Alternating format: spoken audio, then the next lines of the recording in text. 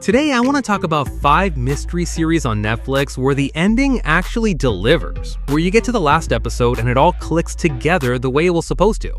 And look, there are plenty of mystery shows out there that are fun to watch but end in a way that feels like the writers just gave up around episode 6.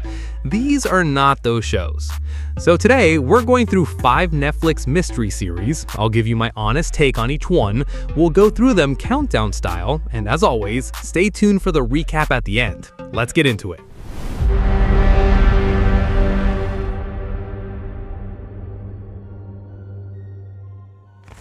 Alright, kicking things off at number 5 with a British miniseries. And I'll be upfront with you, this one has a bit of a mixed reputation online. Some people love it, some people found the plot a little all over the place. And I get both of those takes, honestly.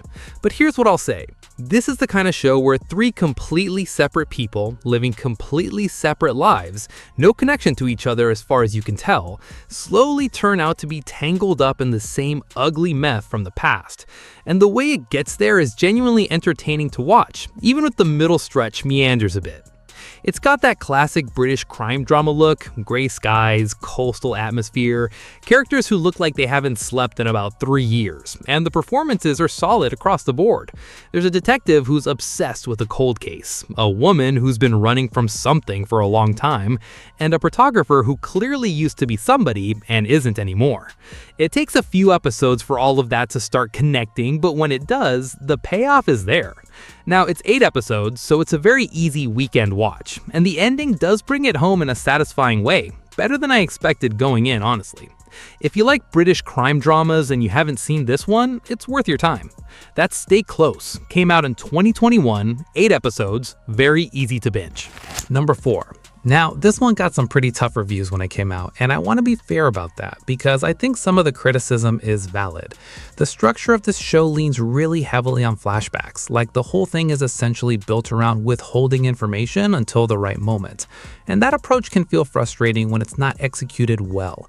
And honestly, for certain stretches of this show, it isn't executed perfectly. There are moments where you can feel the show deliberately keeping you in the dark just to string you along, rather than because it's building to something. The lead character spends a lot of time being confused, and sometimes that energy translates to the audience more than it should. But here's why it's on this list. One of the lead actresses in this show, and I'm not going to name her yet, gives one of the better performances I've seen in a Netflix original. She's playing a woman with an enormous secret past, and she communicates so much without saying a word. The writing doesn't always do her justice, but she carries scenes on pure acting talent alone, and that's worth watching for. And the ending genuinely works. Once all those flashbacks snap into place and you understand the full picture of what happened to this family, it lands. It's dark and it's earned, and it reframes a lot of what came before it. Based on a novel by Corinne Slaughter, by the way, if you want to check out the source material. That's Pieces of Her. Hit Netflix in 2022, Toni Collette is the actress I was talking about. She's incredible in this. Real quick, if you're finding these recommendations useful and you want more of this, go ahead and hit subscribe. Alright, back to the list. Top 3 coming up, and these are the real heavy hitters. Number 3. Now, if you've watched much British television, you may already be familiar with the writer behind this one, Harlan Coben. He's adapted a bunch of his novels for Netflix over the years, and they've been consistently entertaining. The formula is pretty consistent too. Perfectly normal-looking suburban life, hidden secrets, something from the past comes back and destroys everything. It works every single time. This one starts with a stranger, someone this man has never met, walking up to him and revealing something about his wife that completely upends his understanding of his own marriage. And then his wife disappears. And then things get considerably more complicated from there. What I like about this show is that it doesn't just have one mystery, it has several running concurrently, and they're all connected in ways you don't fully see until the end.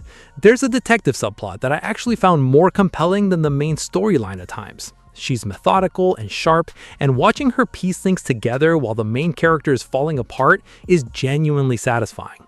8 episodes, tight pacing, and the finale ties everything together cleanly. I didn't feel cheated, which is honestly the bar for this kind of show, and more series fail to clear it than you think. If you're a fan of the Harlan Coben adaptations on Netflix, this is one of the better ones. That's The Stranger. Came out in 2020, based on the Harlan Coben novel of the same name. Really solid watch. It's worse. Number 2, and this is one I genuinely recommend to people a lot because I think it flew under the radar when it came out and it deserves more attention than it got. The premise here is something that could only really work in the world we're living in right now. A man shows up in a viral video holding a sign confessing to abusing women, and the video states that if it reaches 5 million views, he'll be killed. The internet immediately starts sharing it, his family's blindsided, and now everyone around him is scrambling to figure out what's actually going on. Is this real? Is he guilty? Where is he? What this show does really well is the structure. Each episode follows a different character's perspective on the same mystery, so you're constantly getting new information that reframes what you already thought you understood. It keeps you genuinely off balance the whole way through, and that's hard to pull off over 8 episodes. It's an Australian production, which I mention only because the creative team behind it brings a slightly different sensibility than your typical American or British crime drama. It feels a bit fresher.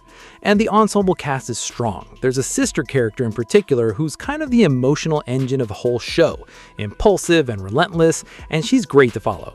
The twist at the end is a good one, not a cheap gotcha, an actual earned reveal that makes you think back through everything you watched. And that's what gets it to number 2.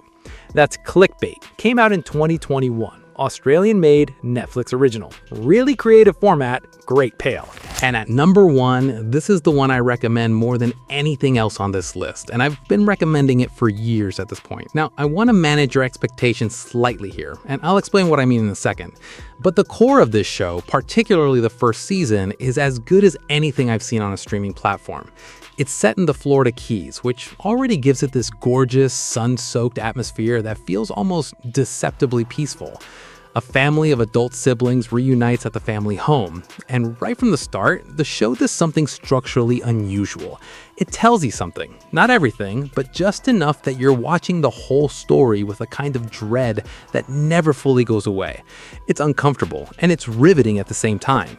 The performances across the board are extraordinary. Every single character is carrying something heavy, and it shows in every scene. It's a slow burn. This is not a show for people who need constant action, but if you give it your patience, it pays off enormously. Now, here's the thing I mentioned. This show ran for 3 seasons. The first season is exceptional. The second season is very good. The third season, and I want to be honest with you, is where things got rocky. There were production changes and it shows. A lot of fans have complicated feelings about how it ended. My honest recommendation, go in knowing that. Watch season 1 especially knowing it might be the peak and let it be extraordinary on its own terms, because season 1 really is that good. That's Bloodline, ran from 2015 to 2017 on Netflix, won a Primetime Emmy. Season 1 in particular is some of the finest drama on the platform. If you've already seen any of these, I'd love to know what you thought. Drop it in the comments. And if you've got a mystery series you think belongs on a list like this, let me know that too. I genuinely read those comments, and it helps me figure out what to cover next. I'll keep making these as long as y'all keep watching them. See you in the next one.